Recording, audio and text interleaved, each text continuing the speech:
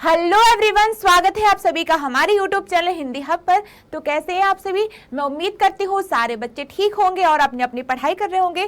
तो बच्चों, आज की जो हमारी क्लास होगी, इस क्लास में हम पढ़ेंगे रौद्र रस, भयानक रस और करुण रस। हमारी जो पिछली क्लास हुई थी उस क्लास में हमने पढ़े थे श्रृंगार रस, हास्य रस और वीर रस। तो याद रखना, रस एक बहुत ही ज्यादा इंपॉर्टेंट टॉपिक है और इस टॉपिक से हमेशा प्रश्न पूछे जाते हैं। ठीक है, तो जल्दी से इस चैनल को सब्सक्राइब कर दो, वीडियो को शेयर कर दो, लाइक कर दो और कमेंट बॉक्स में मुझे बताओ कि आपको हिंदी व्याकरण में कौन कौन से टॉपिक पढ़ने हैं। अब मेरी आपसे रिक्वेस्ट है, इस वीडियो को, इस क्लास को शुरू से लेकर अंत तक आपको पूरा देखना है। अगर आपको रस को बहुत अच्छे समझना है, जानना है, तो इसको आपको पूरा वीडियो देखना पड़ेगा। ठीक है, तो बेटा रस से आप क्वेश्चंस कैसे आते हैं, सबसे पहले हम ये बात कर लेते हैं। रस से आपके दो तरह के प्रश्न आएंगे। एक तो सीधा आ जाएगा आपको कोई भी रस, या फिर ले लो भयानक रस की परिभाषा लिखिए, साथ ही साथ उदाहरण समझाइए। ठीक है, या तो ये तो सीधा सीधा आ गया, या फिर आपको आ जाएगा कोई एक कविता दी गई होगी, आपको पहचानना होगा उस कविता में कौन सा रस है। तो ये जो दो तरह के प्रश्न हैं, इन दोनों तरह के प्रश्नों की तैयारी आप लोगों को करनी होगी। उसके लिए क्लास को बहुत ध्यान से देखना होगा। चलिए, तो सबसे पहले हम बात करते हैं रस होता क्या है। ठीक है, रस, रस का अर्थ होता है आनंद। मैंने पहले भी बताया, फिर से बता रही हूं, रस किसी काव्य को पढ़ के या सुन के या देखते समय हमें जिस आनंद की अनुभूति होती है या फिर आनंद का अभाव होता है, उसे हम रस कहते हैं। ठीक है, परिभाषा ध्यान से देखना। किसी काव्य को पढ़कर, सुनकर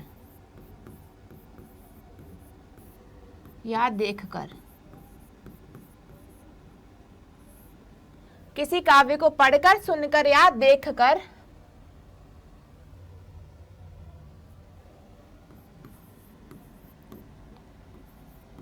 हमें जो आनंद की अनुभूति है, जो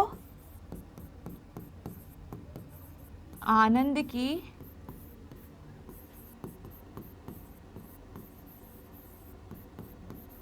अनुभूति होती है या आनंद का अभाव होता है,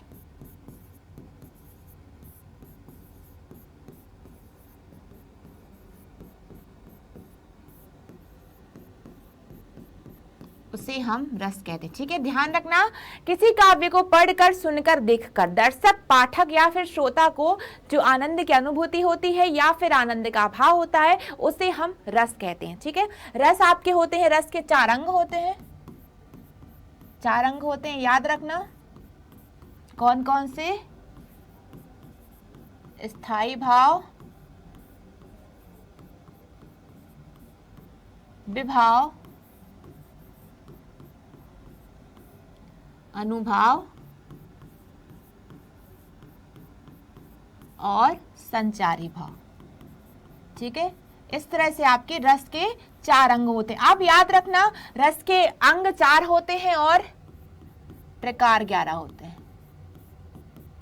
प्रकार कितने होते हैं? 11। पहले होते थे 9 प्रकार, फिर 10वां हो गया आपका वात्सल्य रस, फिर 11वां हो गया आपका भक्ति रस।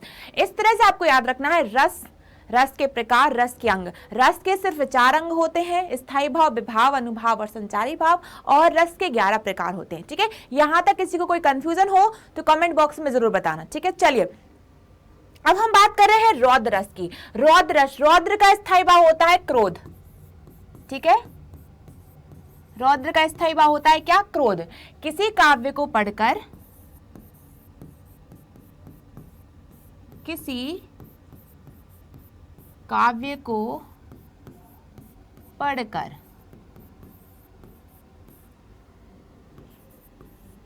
हमारे मन में क्रोध का भाव जागृत होता है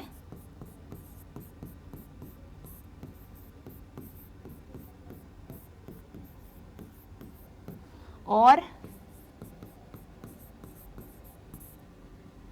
स्थायी भाव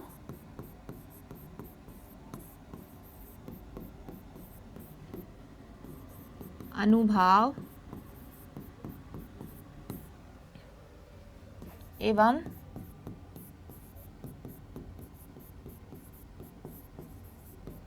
संचारी भाव में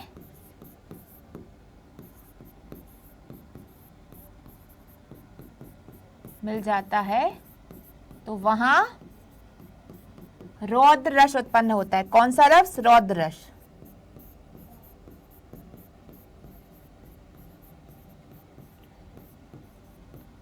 ठीक है, किसी काव्य को पढ़कर, सुनकर या देखकर हमारे मन में अगर क्रोध नामक स्थायी भाव जागृत होता है, जो स्थायी भाव आपका अनुभाव, विभाव और संचारी भाव से मिल जाता है, वहां पर होता है आपका रौद्र रस। ठीक है, अगर आप कोई काव्य पढ़ रहे हैं, किसी कविता को पढ़ के आपको एक मन में क्रोध नामक स्थायी भाव जागृत हो रहा है, वहां होता है हमारा रौद्र रस। ठीक है, चलिए परिभाषा को ध्यान से देख लो, चाहो तो नोट कर लो, स्क्रीनशॉट ले लो, यहाँ पे है ये परिभाषा, स्क्रीनशॉट जरूर ले लेना। ठीक है, क्रोध की अधिकता से उत्पन्न इंद्रियों को की प्रबलता को रौद्र कहते हैं। ध्यान समझना, क्रोध की अधिकता से उत्पन्न इंद्रियां, हमारी जो ज्ञान इंद्रिया कैसी है? आंख, नाक, कान, मुख, ठीक है, जीभ। तो क्रोध की अधिकता से उत्पन्न इंद्रियों की प्रबलता को रौद्र कहते हैं। और जब इस क्रोध का मेल विभाव, अनुभाव तथा संचारी भाव से होता है, तब उसे क्या कहेंगे? रौद्र रस की निष्पत्ति होगी। रस की निष्पत्ति कैसी होती? भरत मुनि ने रस की निष्पत्ति कैसे करवाई है?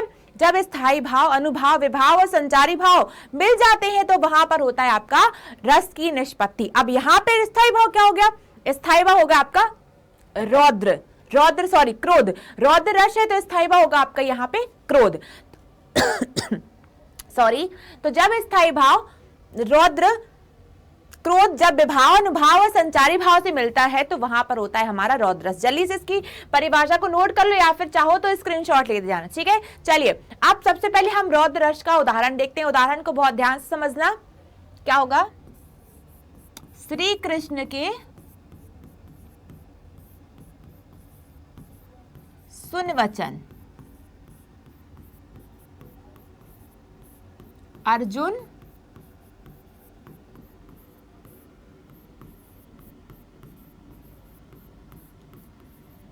क्रोध से जलने लगे। ठीक है, सब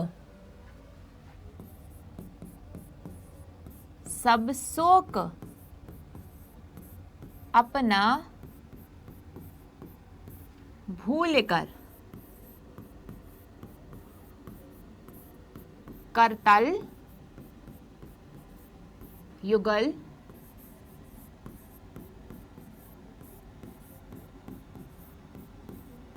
मलने लगे।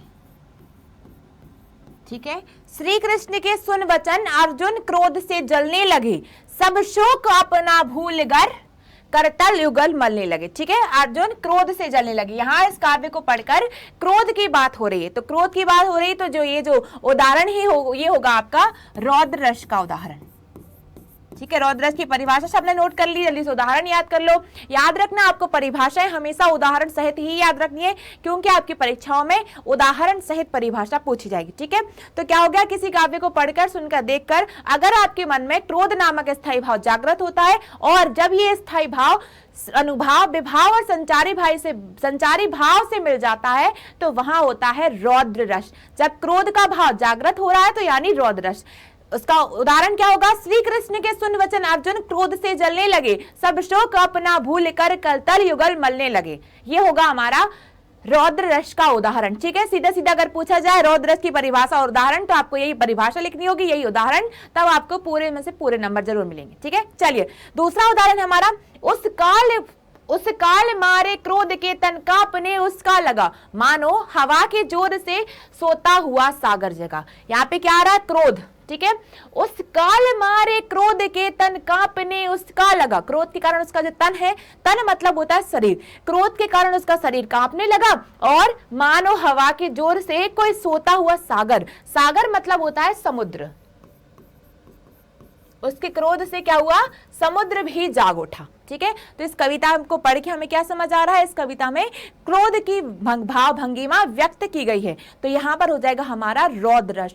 बस इतना याद रखना है, रौद्र रस का स्थायी भाव होता है क्रोध। परिभाषा सारी आपकी सेम है, बस आपको सिर्फ उसी रस का स्थायी भाव याद रखना। क्या रखना है, स्थायी भाव। मान लो श्रृंगार रस है तो श्रृंगार रस का स्थायी भाव रति, हास्य रस है हास्य रस का हास, वीर रस का उत्साह। वैसे ही आपका रौद्र रस का स्थायी भाव होता है क्रोध। किसी काव्य को पढ़कर सुनकर अगर आपके मन में क्रोध नामक स्थायी भाव जागृत हो रहा है तो वहां होगा हमारा रौद्र रस।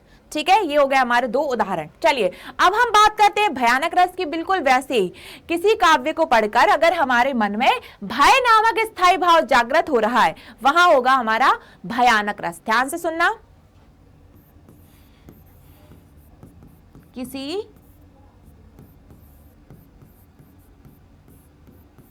काव्य को पढ़कर हमारे मन में भय नामक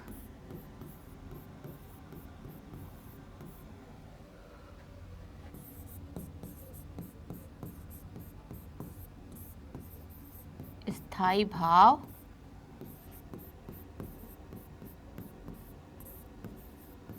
जागृत होता है और जब इसका मेल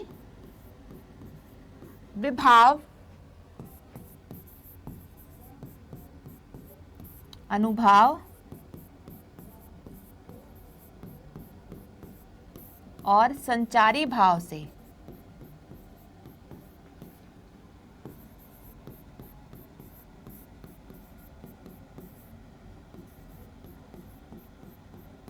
होता है वहां भयानक रस उत्पन्न हो।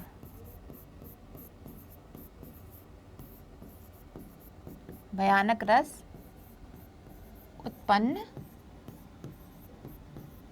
होता है। ठीक है, यहाँ पे ध्यान देना सारे लोग, परिभाषा में व्हाइट बोर्ड पे ध्यान देना। किसी काव्य को पढ़कर अगर हमारे मन में भय नामक स्थायी भाव जागृत हो रहा है और जब ये स्थायी भाव अनुभाव विभाव और संचारी भाव से मिल जाता है तब वहां पर भयानक रस उत्पन्न होता है। कौन सा रस, भयानक रस। अब मान लो आप कोई कविता पढ़ रहे हैं या फिर कोई दृश्य देख रहे हैं, आपको उस दृश्य को देखकर आपके मन में भय नामक, यानी भय का अर्थ होता है डर, अगर आपके मन में डर लगने लगता है तो वहां होता है हमारा भयानक रस। हमने देखा था जब हमारा पहला लेक्चर पढ़ा था कि कैसे हम जानेंगे भयानक रस में अनुभाव विभाव और संचारी भाव को। ठीक है, तो याद रखना आपको पूरे लेक्चर देखने, L1 L2 L3 जितने भी रस से संबंधित लेक्चर्स बनाए जा रहे हैं उन सारे वीडियोस को बहुत ध्यान से देखना होगा। ठीक है, चलिए देखते हैं भयानक रस की परिभाषा क्या होगी। डरावने दृश्य देखकर मन में भय उत्पन्न होता है। होता ही ये सबको होता है।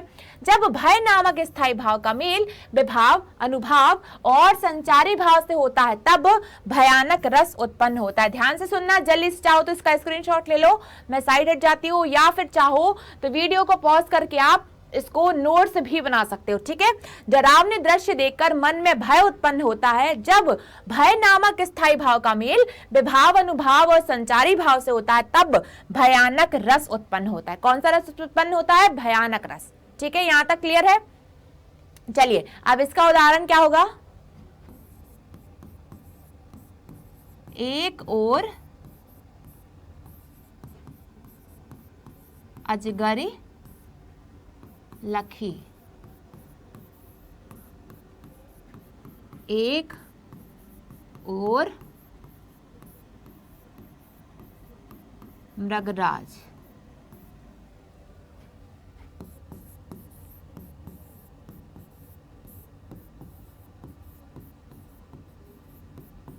बिकल बटोही देखकर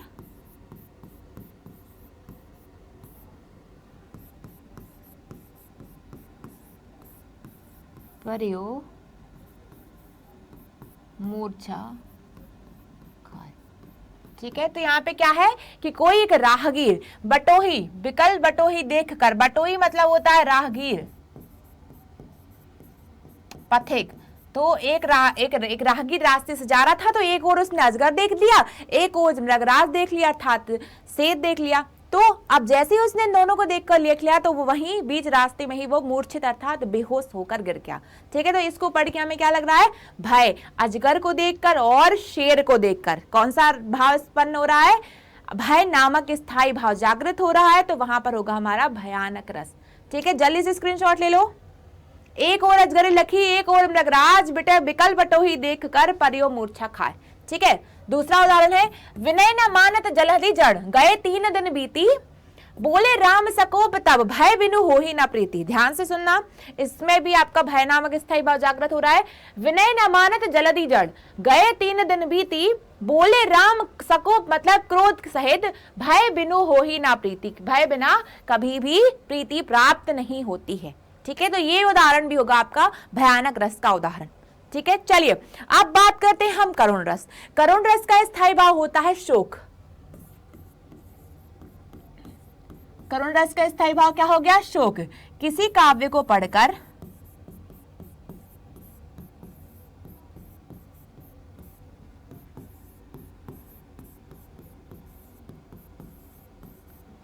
शोक नामक स्थायी भाव जागृत होता है।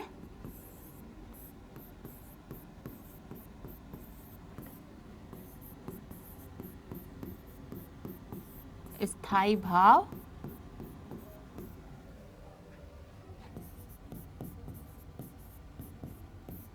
जागृत होता है, तब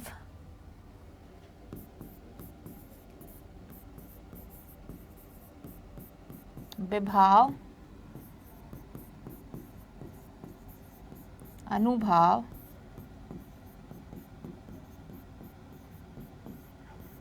संचारी भाव का मेल हो,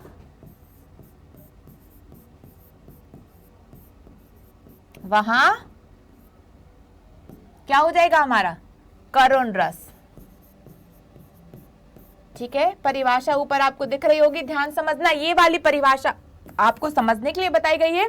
किसी काव्य को पढ़कर अगर आपके मन में शोक नामक स्थायी भाव जागृत होता है तो वहां पर होगा हमारा करुण रस। करुण रस का स्थायी भाव होता है शोक। ठीक है, प्रियजन की पीड़ा, पीड़ा मतलब कष्ट, प्रियजन की पीड़ा, मृत्यु, वांछित वस्तु का ना मिलना, वांछित मतलब कि मन चाही वस्तु का ना मिलना, अनिष्ट होना, कुछ बुरा होना आदि से शोक भाव परिपुष्ट होता है, वहां होता है करुण रस। किसी काव्य को पढ़कर, सुनकर या देखकर अगर हमारे मन में शोक नामक स्थायी भाव जागृत हो और जब यही स्थायी भाव का मिलाप अनुभाव, विभाव और संचारी भाव से होता है, जब शोक नामक स्थायी भाव का मिलन अनुभाव, विभाव और संचारी भाव से होता है, वहां पर होता है हमारा करुण रस।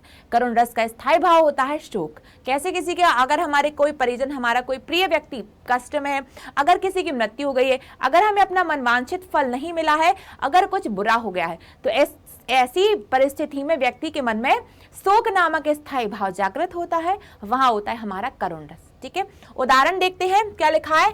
दुलारों में नित पाली हुई प्रेम की प्रतिभा वह प्यारी, दुलारों में नित पाली हुई प्रेम की प्रतिभा वह प्यारी, खिलौना इस घर की वह हाय, वही थी सरला कुमारी। अरे कोई यह दीन पुकार, कहीं यदि सुनता हो कोई, मुझे दिखला दे मेरा प्राण, जगा दे फिर किस्मत सोई। ठीक है, अब इसमें इस कविता को पढ़ के आपके मन में क्या हो रहा है? शोक नामक, कि भाई जो दुलारों में पड़ी हुई लड़की थी वो वही प्रेम की और वही प्रतिभा की प्यारी थी। अब खिलौना वह इस घर की थी और वही थी इस घर की सरला कुमार, लेकिन अब वो नहीं रही। ठीक है, तो अरे कोई यह सुन ले मेरी पुकार, यदि कोई सुन रहा हो तो मुझे दिखला दे मेरे प्राण, जगा दे जो मेरी सोई हुई किस्मत है उस किस्मत को वापस जगा दे। ठीक है, तो ये हो जाएगा हमारा करुण रस का उदाहरण। याद रखना, आपको परिभाषा उदाहरण सहित लिखनी है, तभी पूरे नंबर मिलेंगे, तो इन उदाहरणों को याद रखना है। ठीक है, चलिए दूसरा है, अर्धरात्रि गई कपि नहीं आवा, अर्धरात्रि गई कपि नहीं आवा, राम उठाऊ अनुज उरलावा, सकई न देखत देखी मोहिकाऊ, बंधु सदा तब मृदल स्वभाव, तो जो जन तेऊ वन बंधु बिछोहु, पिता वचन मनते नहीं। ओहो, ठीक है, तो इसमें क्या बताया गया है कि आप लोगों ने सुना होगा कि राम में कि जब रामायण में जब लक्ष्मण और मेघनाथ का युद्ध हो रहा होता है तो मेघनाथ का जो बाण है वो लक्ष्मण को लग जाता है। अब यहाँ पे बताया गया है कि उस बाण से लक्ष्मण मूर्छित हो जाते हैं तो राम बहुत ज्यादा दुख में होते हैं और क्या लिख रहे हैं कि आधी रात हो गई। अब जो हनुमान जी को संजीवनी बूटी लेने भेजा था अब आधी रात हो गई और अभी तक हनुमान जी नहीं आए। तो इन सब बातों से जो राम थे वो अत्यंत दुखी थे, शोक में थे। तो जब इस कविता को पढ़ रहे हैं तो हमारे मन में शोक नामक स्थायी भाव जागृत हो रहा है और जहां शोक नामक स्थायी भाव जागृत होता है वहां होता है हमारा करुण रस। ठीक है, क्लियर है। चलिए तो बच्चों आज की क्लास में हमने पढ़ा है रौद्र रस, भयानक रस और करुण रस। ठीक है, मुझे उम्मीद है ये क्लास आपको समझ में आई होगी। तो जल्दी से इस चैनल को सब्सक्राइब करो, वीडियो को शेयर करो, लाइक करो और मुझे कमेंट में बताओ कि आपको हिंदी व्याकरण में कौन कौन से टॉपिक पढ़ने। ठीक है, मिलते हैं हम हमारी अगली क्लास में, तब तक के लिए अपना ध्यान रखिए। Bye bye, take care.